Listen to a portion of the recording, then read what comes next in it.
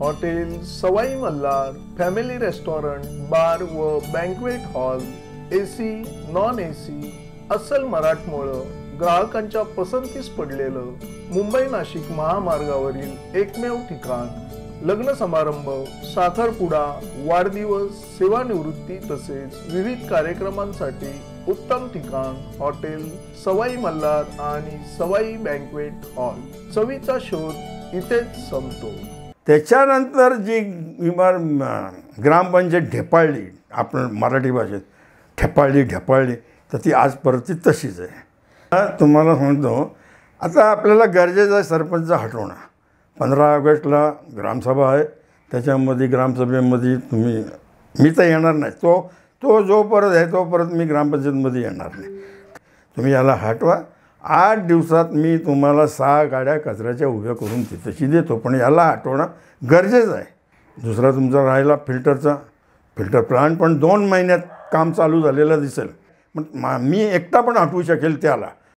नमस्कार, मी संजय भालेराव शहापूर गजालीत आपले स्वागत आहे। नमस्कार, बाळू जगे बोलतो, 3 नंबर वार्डचा तुमचा सेवेकरी। 3 नंबर वार्डमधनं तुम्ही निवडून दिल्यापासून मी बऱ्याचशा काय करण्याचा प्रयत्न केला, पण नाही काय झालं। तरी आता ठीक आहे, मी तुम्हाला 50 वर्ष माघारी नेतो। काय तर 50 वर्ष अगोदर मी पण लहानच होतो तेव्हा, मला सगळ्या काय सांगता नाही येणार, पण तुम्ही समजून घ्याल। तर त्यावेळेला मंगलशेठ सरपंच होते, मंगलशेठ काठोळे, आणि उपसरपंच राजाराम शेठ बजाज होते। तर मला पक्का आठवते ते का ह्या लोकांचं लक्ष फक्त एकच, गावाच्या काय समस्या आहेत, गावासाठी आपल्याला काय केलं पाहिजे, लोकांच्या काय अडचणी आहेत, त्याच्यावरती त्यांचं लक्ष असायचं। फिरायचे दोघं पण जोडीने मस्तपैकी, आणि काय असतील ते समस्या सोडवण्याचा प्रयत्न करायचे। तर त्यावेळेला वाशिन गावामध्ये मुबलक पाणी नव्हता, मग त्यांनी तशी हनुमान कॉलनीमध्ये एक टाकी बांधली, आणि पलीकडे तेव्हा डॅम नसल्यामुळे पाणी मुबलक नव्हताच, धरणसुद्धा आटायचा। तर इकडे एक टाकी बांधली हनुमान कॉलनीमध्ये, पलीकडे रेल्वेकडनं त्यांनी पाणी घेऊन, ते मोठे आसामी होते, मोठा राजकारण बोलला तर जो कोणी येईल आमदार खासदार तो त्यांनी ठरवायचा, त्यांच्या तिथेशीच येणार, काठोळींच्या तिथेशी मंगलशेठच्या तिकडे। तर आणि त्या ह्याच्यातनं मग त्यांनी रेल्वेतनं पाणी घेतला काय तेव्हा गाव पण आपला लहान होता, केला त्यांनी ते बऱ्याचशा काही गोष्टी केल्याच्या नंतर थोडासा आता असं वाटायला लागलं का ती मंडळीने जे केला त्याच्यानंतर मग कंटे सर आणि धोंडू शेलार बसले। ती जोडी बसल्याच्या नंतर मग त्यावेळेला गावामध्ये ती कंपनीची लोक आली जिंदालची, आणि त्यांनी जागा जमिनी खरेदी करायला सुरुवात केली ते असताना, सरपंच उपसरपंच असताना। तर ते सुरू असताना नंतर मग काही फाउंडेशन त्यांचे काय चालू झाले, पुन्हा त्यांच्या ह्याच्यामध्ये पण बरीचशी कामं झाली, चांगली कामं झाली त्यांच्या ह्याच्यामध्ये पण। त्यानंतर भेरे साहेब आणि बुचके साहेब ही जोडी बसली, तर भेरे सरपंच होते, बुचके उपसरपंच होते, त्यांच्यामध्ये मी सुद्धा त्या कमिटीमध्ये एक सभासद म्हणून होतो। आणि माझ्याजवळ मग आमची एक टीमच होती, ती मग शंकर बेलोले असेल, अशोक विखंडे, ते DD काठोळे सर, स्टॅन शेठ, ते भोंडवे तात्या, तो आपला परशा हरड असे, म्हणजे एक अनंत शेलार, ही आमची ती एक टीम चांगल्या प्रकारे होती। भेरे साहेबांनी पण त्यावेळेला भेरे साहेब आणि बुचके साहेबांनी चांगला काम केलं त्यावेळेला असं का, म्हणजे मग ती जागा सरकारची होती, मग त्यावेळेला महसूल मंत्री घोलप साहेब होते, मग त्यांच्याकडनं ती जागा इमारतीकरता ग्रामपंचायतला घेतली, तिथं इमारत बांधली। आज पण तुम्ही बघता ती त्या काळातली इमारत आहे, भेरे आणि बुचके साहेबांच्या त्या कारकिर्दीमध्ये ती इमारत आहे। त्यातमध्ये राहिलेली पुन्हा त्यांनी पाण्याची एक टाकीचा हे करून घेतला, तिथेची फिल्टर प्लांट पण भेरेच्या आणि बुचके साहेबांच्या त्याच कारकिर्दीमध्ये तो केलेला आहे। नंतर मग काही पुन्हा बरीचशी कामं झाली, काही गावातले रस्ते झाले, रस्ते पण त्यांनी जिंदल कंपनीकडनं करून घेतले, काही ग्रामपंचायत लहान होती तेव्हा, पैसा फंड तेव्हा तेवढा नव्हता. आज जेवढा लाखोनी नाही करोडोनी आज आहे फंड, तेव्हा लाखाचा विषयच नव्हता त्यावेळेला. तर बाबा त्यावेळेला ही कामं झाली. पुन्हा काय राहिली होती कामं, मग गीता पाटील आणि चांदशेठ बसले. गीता पाटील सरपंच होते, चांदशेठ उपसरपंच होते. त्यावेळेला पण बरीचशी कामं झाली. काही रस्ते राहिले होते ते झाले, काय इमारतीचं काम राहिलं होतं बिल्डिंगचं तोही झाला, आणि इतर पण कामं झाली, चांगल्या प्रकारे झाली, चांगलं कामं झाली. त्याच्यानंतर जी ग्रामपंचायत ढेपाळली, आपण मराठी भाषेत ढेपाळली, तर ती आज परत तशीच आहे काय. तर नंतर बरेचसे आता ह्या 3-4 वेळा तर तो सरपंच मस्करच झाला आहे. 2 वेळा तर त्या शिंगवेबाई झाल्या, आणि निवड ते चाललं आहे, ते चालू द्या, मरू द्या. आता याच्यापुढं आपल्याला बदल करायचा आहे, आणि याच्यापुढं म्हणजे आत्तापासून मी आता तिथेशी जाऊन मला 20 महिने झाले. मी कालच्या व्हिडिओमध्ये पण बोललो आहे, 20 महिन्यामध्ये काय झालं आहे, काय चाललं आहे, काय नाही, मी तुमच्यासमोर सगळा मांडलेला पण आहे जमा खर्चाचा. तर अशा काही गोष्टी आहेत. एकही काम माझ्या 3 नंबर वॉर्डामध्ये झालेलंच नाही. तुम्हाला सांगतो, आता आपल्याला गरजेचं आहे सरपंच हटवणं. 15 ऑगस्टला ग्रामसभा आहे, त्याच्यामध्ये ग्रामसभेमध्ये मी तर येणार नाही. तो जो परत आहे तो परत मी ग्रामपंचायतमध्ये येणार नाही. तर त्याला तुम्ही आता पहिली गोष्ट बाजूला काढा 15 ऑगस्टच्या ग्रामसभेमध्ये, आणि बघा माझ्याबरोबर चला. एक तिकडे एक भगिनी आहे, बिचारी विधवा आहे. 2.5 वर्षामध्ये तिने भरपूर सारा कामं केलेली आहेत तिथे. तर माझ्याबरोबर तुम्ही चलावा, आणि आपण जाऊ गोंदिया जिल्ह्यामध्ये ते डबुआ गाव आहे. तर त्या गावामध्ये आपण जाऊया. सगळा खर्च मी करायला लागला तर काय, तर सगळा जाण्याचा आपले 2 कार घेऊ लागला तर 12-15 लोक आपण असू, वाढले तर 18-20, 2 का 3 गाड्या पण घेऊ. जाण्या येण्याचा डिझेल पाणी खाण्यापिण्याचा सगळं खर्च मी करेल. फक्त अशी लोकं घ्या का नुसते तिकडनं येऊन मग इथेशी जे भांडतात ना काय त्यांनी अमुक केला, त्यांनी तमुक केला, अमुक झाला, ते बाकीच्या गोष्टी नाही केल्या पाहिजे. निवड आपण एवढा खर्च करून जाणार, 2 दिवस मोडणार आपले तिथेशी, आपण पण कामधंदेवालेत. तर त्याकरता तिथला ते सगळा बघून आणि मग इथे काय करायचं आहे तुम्ही याला हटवा. 8 दिवसात मी तुम्हाला 6 गाड्या कचऱ्याच्या उभ्या करून तिथेशी देतो, पण याला हटवणं गरजेचं आहे. हा असून काय होणार नाही. मी गेल्यापासून तिथं मांडलेलं आहे मी बऱ्याच वेळा. तर याच्याकडनं नाही होणार, काय विकास होणार नाही. फक्त हा सांगतो विकास केला 29 लाख, 22 लाख, 18 लाख, 14 लाख, 99,000 असे बरंच काय काय तो सांगतो. तर ते पटत पण नाही. तो त्याच्याकडं मागितला काय का बाबा दे, तू काय विकास केला, तू मला एस्टिमेट दाखव आणि कोणाला दिल्या त्याचे वर्क ऑर्डर दाखव. आपण समजलो असतो ना, पण काही दाखवत नाही, काही दाखवलं नाही.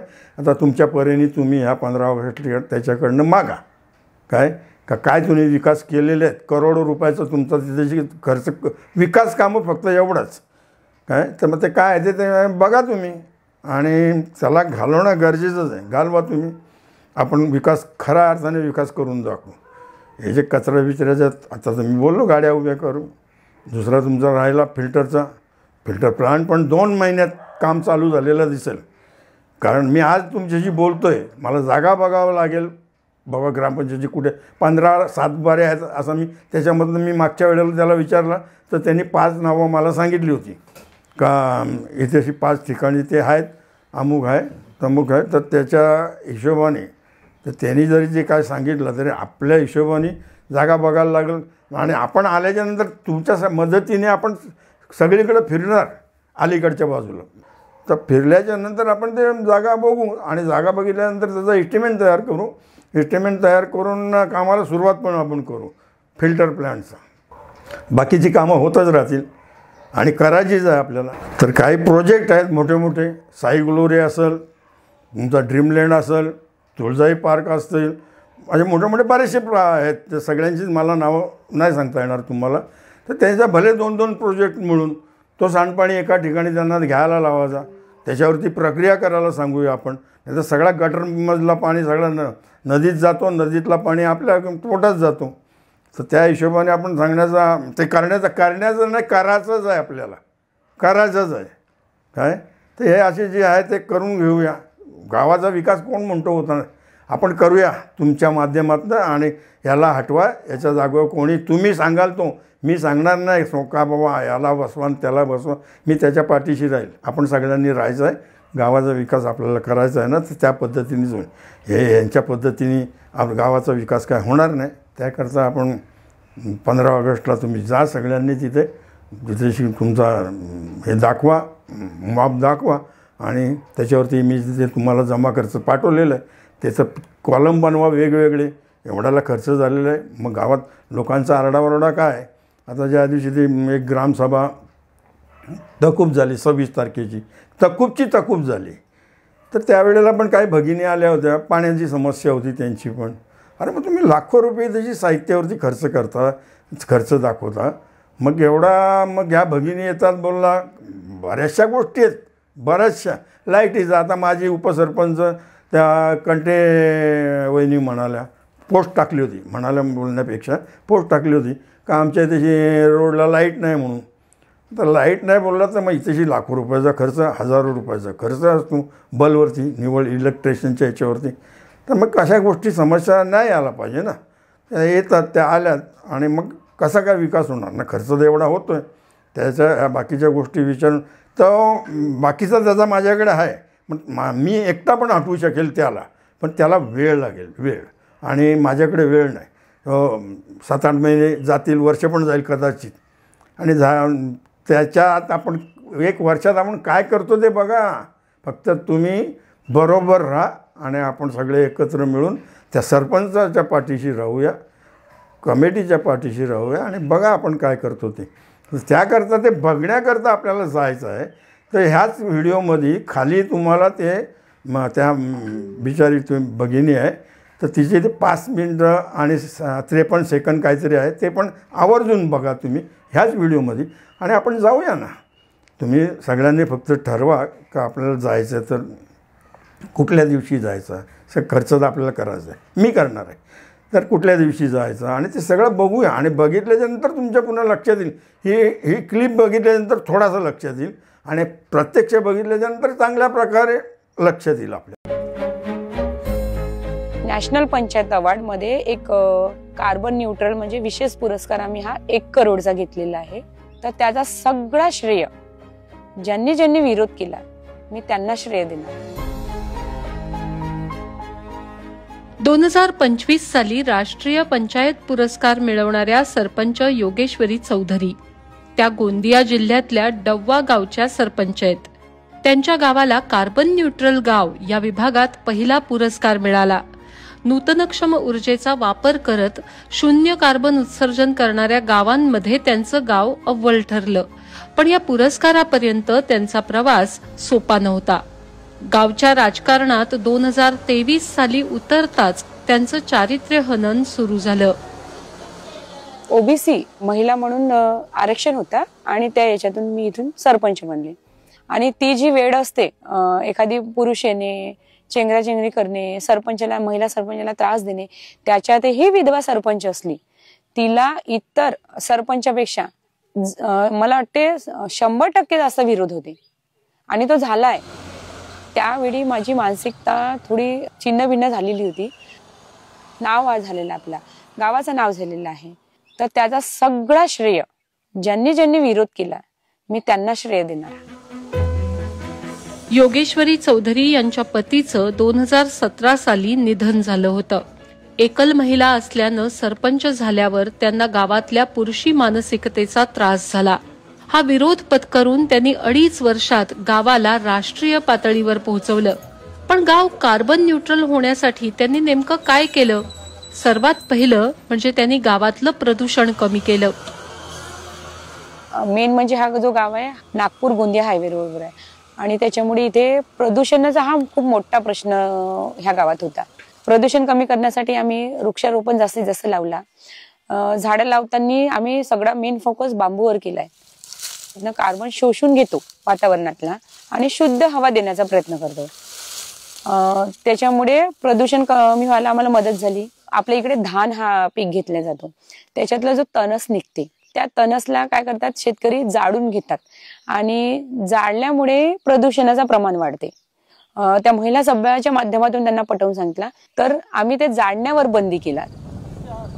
गावामध्ये जसा तलाव आहे, टाकी आहे, नाले आहेत, तर तिथे मूर्ती विसर्जन करायची. ची परिस्थिती जी आहे ती 100% गावामध्ये मूर्ती विसर्जन केले जात नाही. दुसरं म्हणजे त्यांनी सौर ऊर्जेसारख्या नूतनक्षम स्रोतांचा वापर केला. नाव सगळ्यांनी ऐकलं सोलर, परंतु त्याचा खरंच आपल्याला फायदा होते का हा कुठेतरी त्यांना त्याच्यापासून ते दूर होते. तर आम्ही आमच्या ग्रामपंचायत मधून 15 वित्तमध्ये 5% जी निधी असते ग्रामपंचायतची सामान्य फंड मधून, त्याच्यातून आम्ही 80 लोकांना सोलर किट वाटप केला. अर्ध्यापेक्षा जास्त लोकांनी सोलर पंप लावलेला आहे आणि ते सोलर पंपाच्या माध्यमातून शेती करत आहेत. 0 बिल त्यांचा असतो. आणि शासकीय इमारत आपल्याकडे एकूण 20 आहेत. 20 पैकी 19 इमारतीवर सोलर आपण लावलेला आहे. पवन ऊर्जा जे आहे ते 2 लावले, एक ग्रामपंचायतला लावला आणि एक आम्ही पाणी टंकीवर लावलेला आहे. तिसरं काम त्यांनी हाती घेतलं ते रेन वॉटर हार्वेस्टिंगचं, म्हणजे पावसाचं पाणी जमिनीत मुरवण्याचं. 796 कुटुंब संख्या आहेत माझ्या गावात आणि सार्वजनिक जे इमारत आहे जसा उपकेंद्र आहे, PSC आहे, शाळा आहे, अंगणवाडी आहे, अशा याच्यावर असा पूर्ण 800 आपण सोसपीट तयार करून पाईपच्या माध्यमातून छताला तो रेन वॉटर हार्वेस्टिंगच्या माध्यमातून आम्ही त्या सोसपीटमध्ये पाणी मुरवण्याचा काम केलेलं आहे.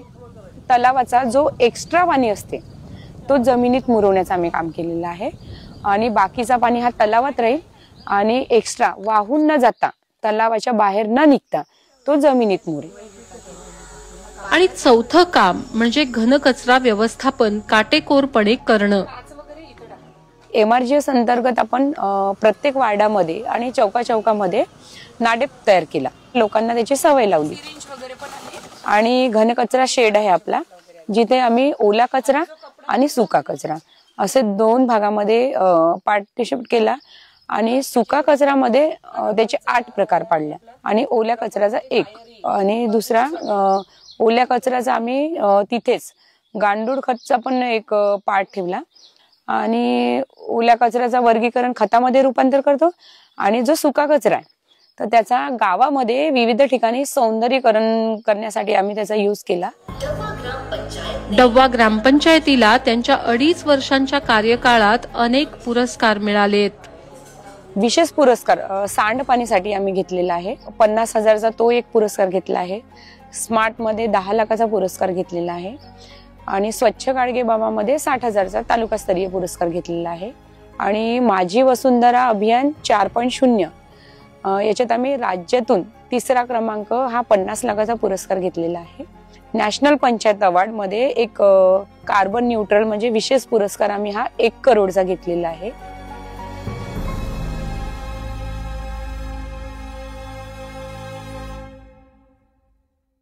बरोबर. तर आपण चला जाऊया. आपण आल्याच्यानंतर तिकडनं आल्याच्यानंतर ही जर पुढची कामं करायची आहेत तर याला हटवणं गरजेचं आहे.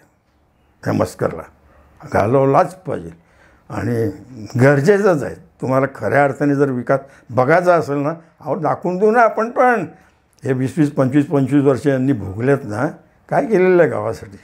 एक मग जर तुम्हाला सांगतो का मग ती मगाशी बोललो मी का भेरे मग आणि बुचके पुन्हा मंगलशेठ काटोळे आणि हे बजाज अशी तुम्हाला नावं सांगितली तर बाबा अशा प्रकारे गीता पाटील, चांदशेठ, पुन्हा हे कंटेसर, झोंडू शेलार कामं झाली ना तेव्हा.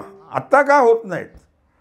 आज तर चांगल्या प्रकारे तुम्हाला आपल्या ग्रामपंचायतीला चांगल्या प्रमाणे उत्पन्न पण आहे आणि उत्पन्नाचे ते असं वाटोळं करतात ना. तुम्हाला एक आत्ता बघा, तुम्हाला ते जमा खर्चाचा हिशोब दिलेला आहे. त्याच्यामध्ये याचा खर्च 45,000 आहे आणि 90,000 रुपये त्याला द्यायचे होते. मी मनाई केलेले त्या खर्चाला. काय तर जेवढा करायचा तेवढा मी करत आलो आहे. सर्वेला प्रायव्हेट सर्वे न्यायची आणि जिंदलला आपण का सर्वे करायचा. जिंदलला सर्वे केलेला आहे आणि आपल्या 90,000 रुपये त्या सर्वेला द्यायचे झालेले आहे. आपले 90,000 ते आपल्या करातनंच आहेत ना. मग तुम्हाला करायचा होता, तुम्ही केला होता तर जिंदलला सांगायचे होते ना तुम्ही तर काय घेत नाही ना. अहो सगळा घेतात, सगळा काय असते म्हणून त्यांची ताकद नाही बोलायची.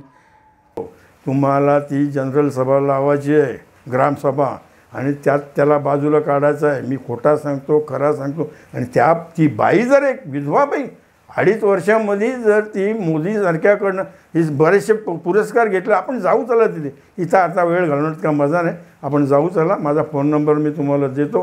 काय 9673 1075 00 9673107500. तर त्याच्यावरती कॉन्टॅक्ट करा. संजयच्या फोनवरती कॉन्टॅक्ट करा. आणि चला किती पण लोक असू द्या, 10 12 15 20 लोक असू द्या, गाड्या बिड्याचं बघेल मी, ते सगळं करू आहे आपण. पण त्या निघायच्या अगोदर ते आपल्याला समजलं पाहिजे का आपण किती लोक आहोत ते. तर जाऊया आता. ते बघू तर खरं आपण. हे आपण फक्त इथे बघतो आहे त्या मोबाईलमध्ये, तिथं समक्ष झालं. आणि जर तुम्हाला वाटलं का असं जर आपल्याला करायचं आहे, तुम्ही ठरवाल तो सरपंच किंवा ती सरपंच, तुम्ही सांगाल तो, मी नाही सांगणार कोण ते.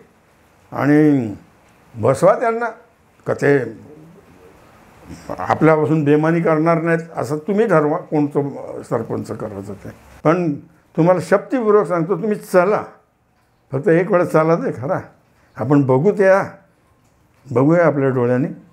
म्हणून पुन्हा तुम्हाला विनंती करतो का याला माझ्या बरोबर चला.